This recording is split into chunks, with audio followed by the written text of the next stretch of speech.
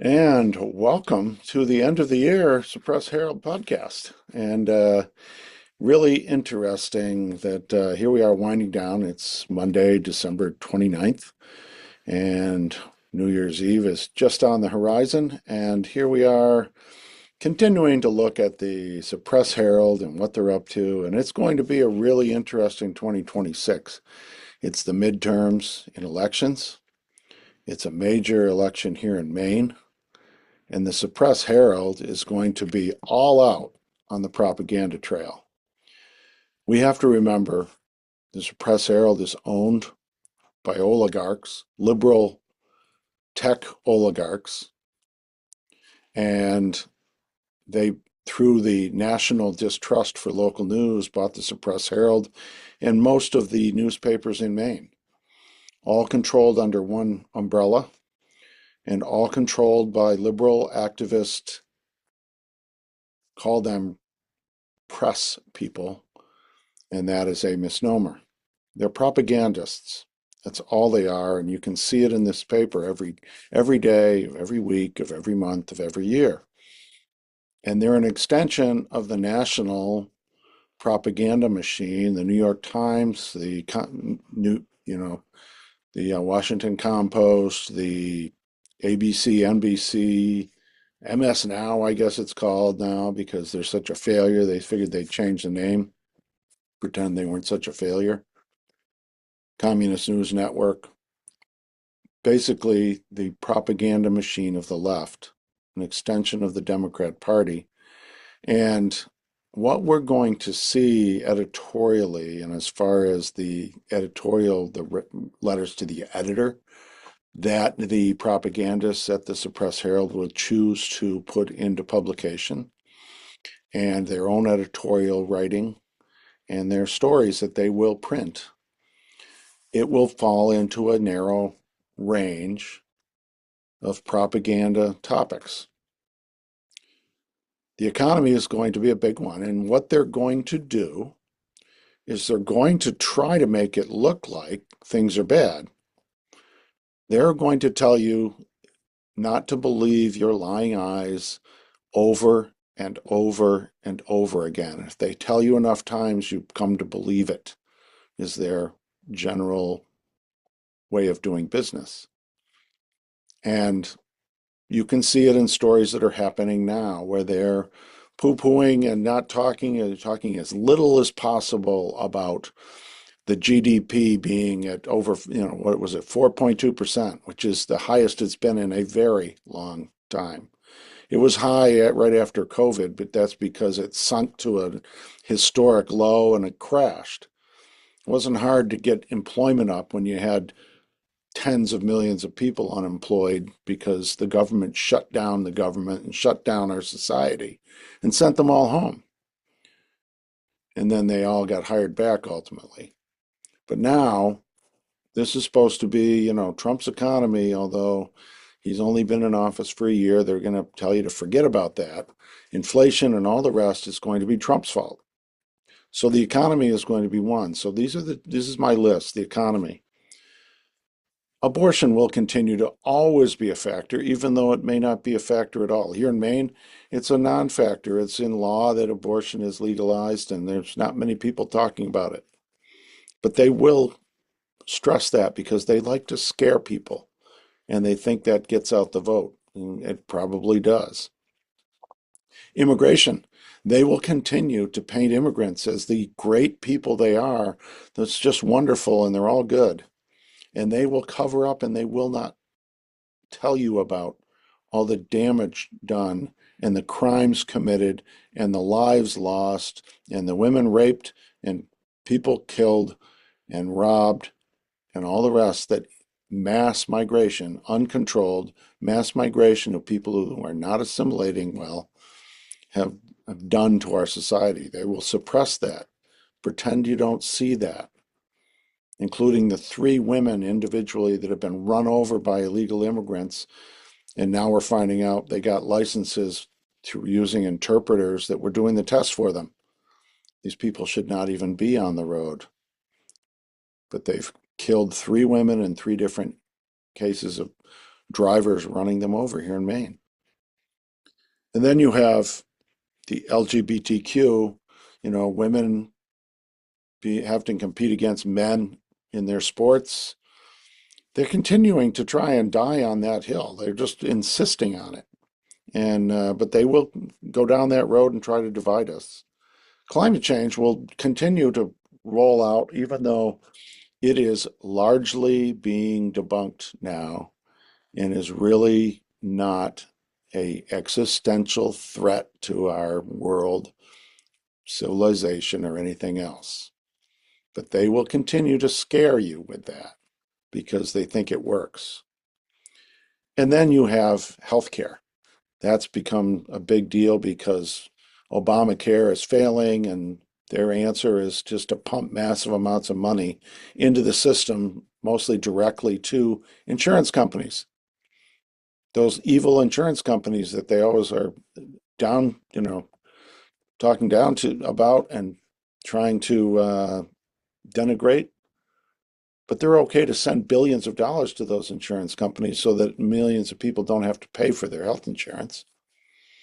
So their answer is universal health care. Health care for no one is what it really amounts to.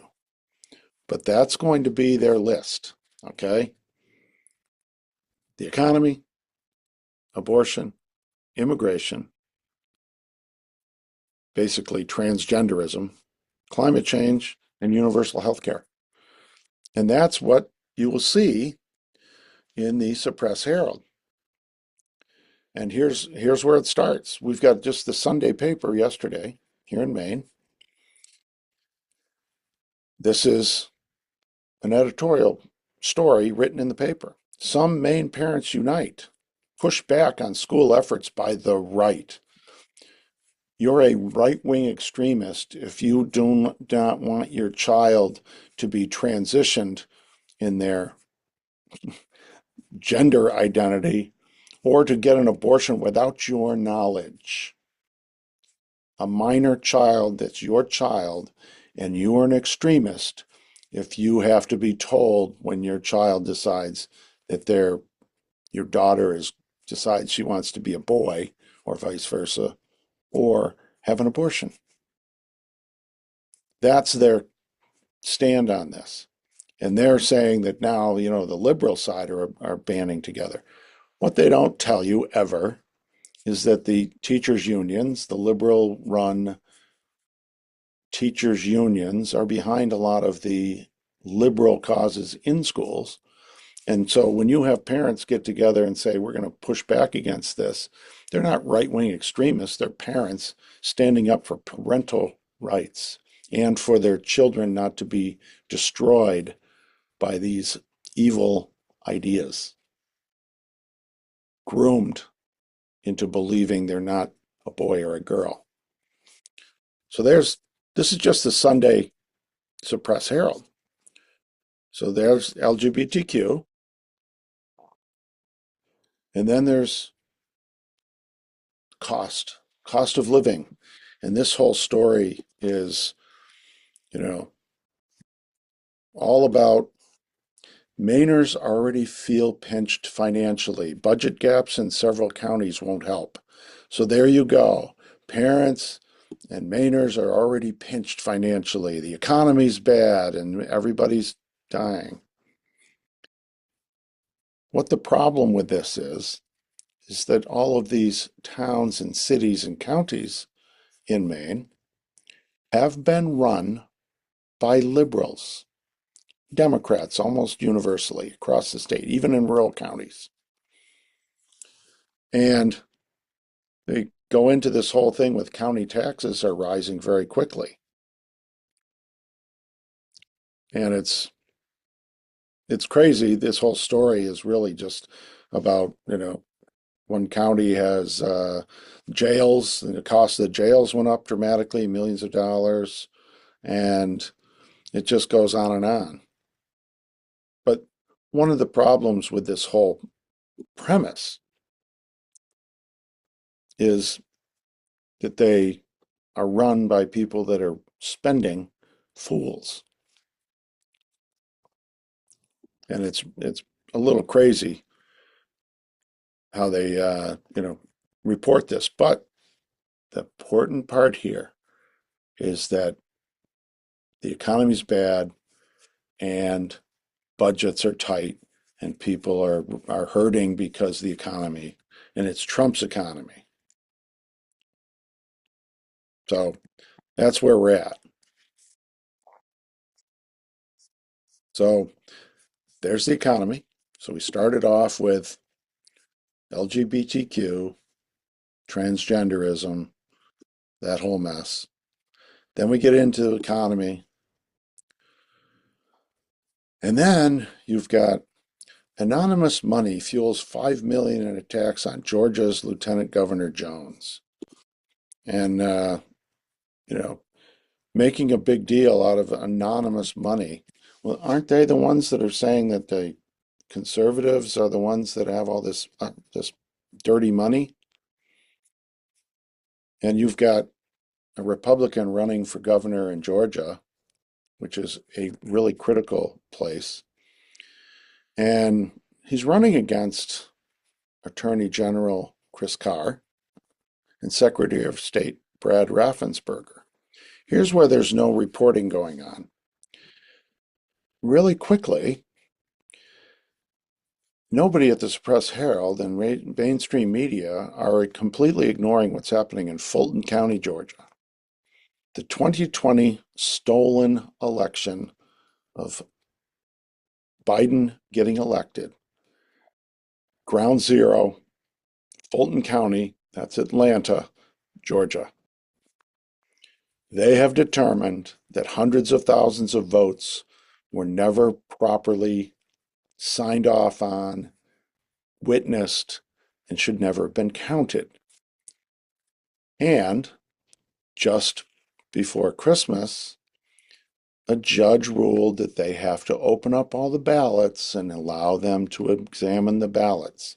And we are going to find just what happened in Georgia. And remember, Secretary of State Brad Raffensperger would not let them do any of this, covered up that the election was stolen by Biden's team and the Democrats.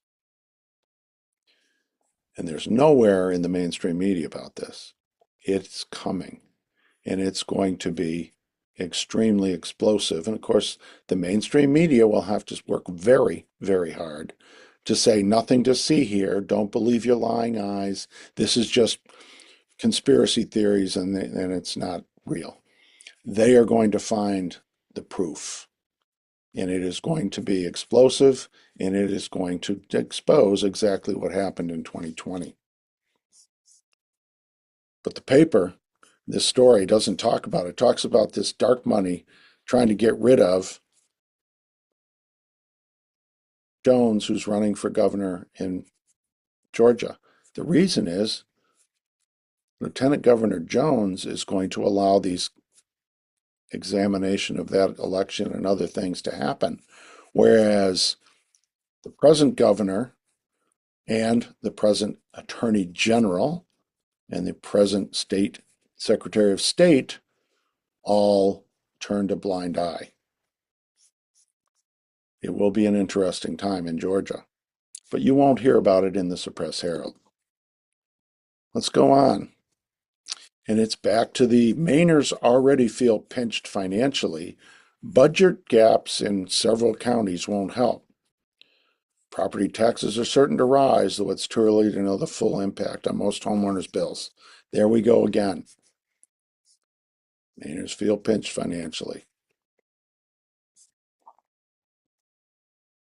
Then if you go to this is where the editorial page kicks in on Sunday's Suppress Herald. And here you go. Maine's energy policy appears to be going up in smoke. No one could foresee how one man could upend the offshore wind industry. Now what? It's hard to not feel pessimistic. The energy costs in Maine have skyrocketed. We are the highest in New England, And with the exception of California and Alaska, I think they're the highest in the country. How did this happen? They're blaming everything but reality. This is going to be the cost of living. This is going to be, energy costs are going to be a major thing. They think wind energy is the answer, offshore wind. You can't tell me it's going to be cost effective. Here's the reason why we have outrageously high energy bills in Maine. There are three things that never get written about. One is all of the governors in New England got together and defied logic and defied good sense and would not build gas, natural gas pipelines from Pennsylvania, where there is fracking going on and a massive amount of inexpensive natural gas. Half of our electricity in Maine comes from natural gas powered plants. Their answer is, oh, we just need more wind and solar. Well, what happens when the wind doesn't blow and the sun doesn't shine? You need those gas plants right now. That is the only way to power your homes at night when the wind isn't blowing. But we've forced the price of gasoline in New England to exorbitant highs. And in these prognosticators and experts are weighing in and saying that, well, now we're selling natural gas offshore, and so that the price is reflecting international pricing. That's just bogus BS. Liberals stopped pipelines. Liberals drove the price of natural gas in New England, especially when it gets very cold. People are heating homes and all the rest to outrageously high numbers for electricity produced with natural gas, which is half of our mix here in Maine. Secondly, big solar farms have been given net metering. They spin the meter backwards. Everything they produce that's not all used goes into the grid, but they're paid retail price for it, not, in other words, the same price that I pay for my home. Well, how can the utility buy electricity, large quantities of electricity, from these solar farms at retail price? Naturally, they're going to have to get the delivery on that and paid for that. And so the delivery charges are going up exorbitantly because they're having to deliver electricity that they don't make any money on. So it's a natural thing. And millions, hundreds of millions of dollars are added to our electric rates. And the average ratepayer is absorbing those costs for those wind farm or solar farms, excuse me, massively subsidized to get wealthy. And then last but not least, good old back when he was governor, good old now a senator. Well, he got put in place the renewable energy requirements. Minimal, we had to produce 40% of our, I forget the dates and times, but I believe it's 40% of all Maine electricity had to be produced by renewable energy by such and such a date. This is Angus King as governor. He signed into law that renewable energy standard, immediately left the governor's office, and signed on to a wind farm company, wind power company, went to the White House, got a big old many $1 million grant to build wind farms, walked across the street the next day to the Department of Energy and got believe it was $125 million in loan guarantees to build wind farms, and then promptly sold out his interest before they even built those windmills, before they ever produced any electricity. He sold out his share and ran for the United States Senate. Well, they paid his buyout with our money, with grant money. I believe it was $35 million in grant money and $125 million in loan guarantees. And they wrote him a big fat check for millions of dollars as a finder's fee for all of that. And what that requirement for the renewable energy requirements for the Maine excluded hydropower over 25 megawatts. In other words, large hydropower. Small dams in Maine could qualify, but hydropower from Quebec, Hydro-Quebec, which at the time was about 5 cents a kilowatt hour, was excluded. So that couldn't be used to meet our requirements. So there's a Clean Energy Connect power line coming from Hydro-Quebec that runs through Maine and goes to Massachusetts. And Massachusetts is buying all of that inexpensive, low-cost hydropower from Quebec. But we don't get any because they bought it all down there. But it runs through our state. They're tearing down taking down trees and building the power line through our state, and we don't get to take advantage of that. We still benefit. I won't get into the details. But the bottom line is the bottom line.